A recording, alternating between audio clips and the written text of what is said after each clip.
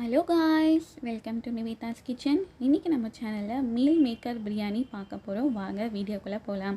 அதுக்கு முன்னாடி நம்ம சேனலை மறக்காமல் சப்ஸ்கிரைப் பண்ணிவிடுங்க. பக்கத்தில் இருக்க பெல் ஐக்கானையும் தட்டி விட்டுருங்க. மேலும் வீடியோஸ் போட மோட்டிவேட்டிங்காக இருக்கும். ஃபஸ்ட்டு ஒரு பவுலில் 2 கப் அளவுக்கு பாஸ்மதி ரைஸை ஊற வச்சுருக்கேன். இந்த கிளாஸில் 2 கிளாஸ் அளவுக்கு அரிசி எடுத்துருக்கேன். இந்த அரிசி தாராளமாக ஒரு 5 பேர் சாப்பிட்லாம்.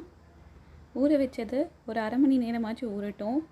இப்போ மீல் மேக்கர் எடுத்துக்கலாம். அதே கிளாஸில் 2 கிளாஸ் அளவுக்கு மீல் மேக்கர் எடுத்துருக்கேன். நல்லா ஹாட் வாட்டர் சேர்த்துக்கோங்க. சுடு தண்ணி ஃபுல்லாக சேர்த்துக்கிட்டு இதை ஊற வைக்க போகிறேன். குறைஞ்சபட்சம் ஒரு 10 நிமிஷம் ஊற வச்சிடலாம். இப்போ மசாலா ரெடி பண்ண போகிறோம். மசாலா பேஸ்ட்டுக்காக ஒரு மிக்சர் ஜாரில் கொஞ்சமாக பட்டை, 2 லவங்கம், ஒரே ஒரு பச்சை மிளகாய், கொஞ்சமாக இஞ்சி, பூண்டு ஒரு 12 பல்லு பூண்டு, இஞ்சி ஒரு 4 இன்ச் அளவுக்கு இஞ்சி எடுத்துக்கோங்க. இதை நல்லா பேஸ்ட்டாக அரைச்சி எடுத்துகிட்டு வந்துடலாம். இப்போ 10 நிமிஷம் ஆயிடுச்சு. மீல் மேக்கர் நல்லா ஊறி வந்திருக்கு. இதை நல்லா இப்படி தண்ணியை இழுத்துட்டு ஒரு பாத்திரத்தில் மாற்றிக்கலாம். இது எல்லாத்தையும் நல்லா தண்ணி இழுத்து எடுத்துகிட்டு வந்தாச்சு. நம்ம அரைச்சி வச்சுருந்த பேஸ்ட்டு கொஞ்சமாக சேர்த்துக்கலாம். கொஞ்சமாக மிளகாய்த்தூள், கொஞ்சமாக கரம் மசாலா ஒரு டீஸ்பூன் சேர்த்துக்கோங்க. 2 டேபிள் ஸ்பூன் அளவுக்கு தயிர் சேர்த்துட்டு நல்லா இப்படி மிக்ஸ் பண்ணி விட்டுடலாம். மீல் மேக்கரில் மசாலா நல்லா இறங்கணும். அதனால் ஒரு 1/4 மணி நேரமாச்சு விடணும். அப்போ தான் நல்லா ஊறி வரும். இப்போ கேஸ் ஸ்டவ்வில் ஒரு ப்ரெஷர் குக்கர் வச்சுக்கலாம். இதில் 2 டேபிள் ஸ்பூன் அளவுக்கு எண்ணெய், 1 டேபிள் ஸ்பூன் அளவுக்கு நெய் சேர்த்துட்டு நெய் நல்லா உருகட்டும். எண்ணெயும் நெய்யும் நல்லா சூடாயிட்டக்கப்புறம் ஒரு பிரிஞ்சி இலை, கொஞ்சமாக பட்டை, 3 லவங்கம், 3லேருந்து 4 லவங்கம் எடுத்துக்கோங்க. ஏலக்காய் 2 ஏலக்காய் சேர்த்துட்டு ஒரே ஒரு பச்சை மிளகாய். இப்போ வெங்காயம் சேர்த்துக்கலாம். 2 பெரிய சைஸ் வெங்காயத்தை நீட்டு வாக்கில் அரிஞ்சு வச்சுருக்கேன். அதை சேர்த்துக்கலாம். வெங்காயம் சேர்த்துட்டு இது கூடவே நம்ம ரெடி பண்ணி வச்சுருந்த பேஸ்ட்டை சேர்த்துக்க போகிறோம். இந்த இஞ்சி பூண்டு விழுது பேஸ்ட்டை சேர்த்துட்டு மசாலாவோட பச்சை வாசனை போகிற வரைக்கும் நல்லா வதக்கி விட்டுடலாம். வெங்காயம் நல்லா கண்ணாடி பதம் வந்துடுச்சு. மசாலாவோட பச்சை வாசனை போயிட்டக்கப்புறம் கொஞ்சமாக புதினா, கொத்தமல்லி சேர்த்துட்டு 1 நிமிஷம் அளவுக்கு நல்லா வதக்கி விட்டுடலாம்.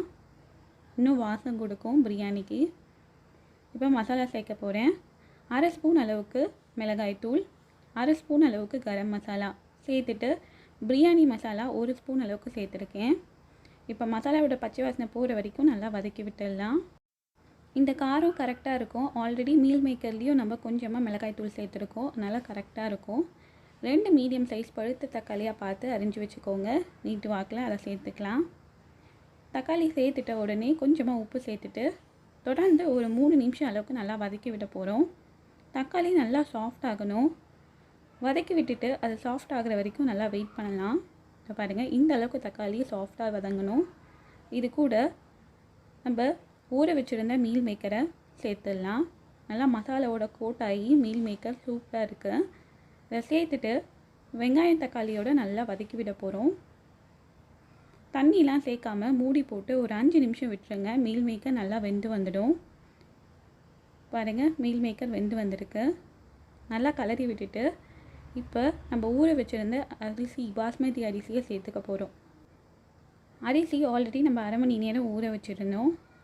அரிசி சேர்த்துட்டு கூடவே கொஞ்சமாக கொத்தமல்லி, மேலே புதினா தழை சேர்த்துட்டு நல்லா கலந்து விட்டுடலாம். கலந்து விட்டுட்டு வேக வைக்கிறதுக்காக தண்ணி சேர்க்க போகிறேன். 2 கப் அளவுக்கு பாஸ்மதி ரைஸ் எடுத்துருந்தோம். அதே கிளாஸ்லேயே 3 கிளாஸ் அளவுக்கு கரெக்டாக தண்ணி சேர்த்துக்க போகிறோம்.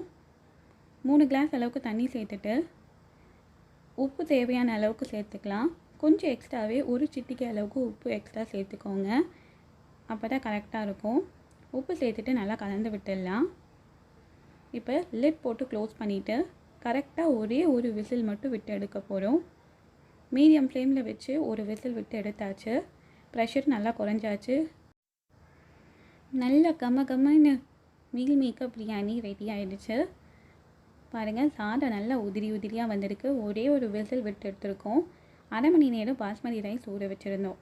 கரெக்டாக இருக்குது. இதே மெஷர்மெண்ட்டோட, இதே மசாலா தூள் அளவோடு செஞ்சு பாருங்கள். கண்டிப்பாக உங்களுக்கும் டேஸ்ட்டு சூப்பராக வரும். மறக்காமல் சோயா பிரியாணியை ட்ரை பண்ணி பார்த்துட்டு உங்கள் கமெண்ட் சொல்லுங்கள். தேங்க்ஸ் ஃபார் வாட்சிங்.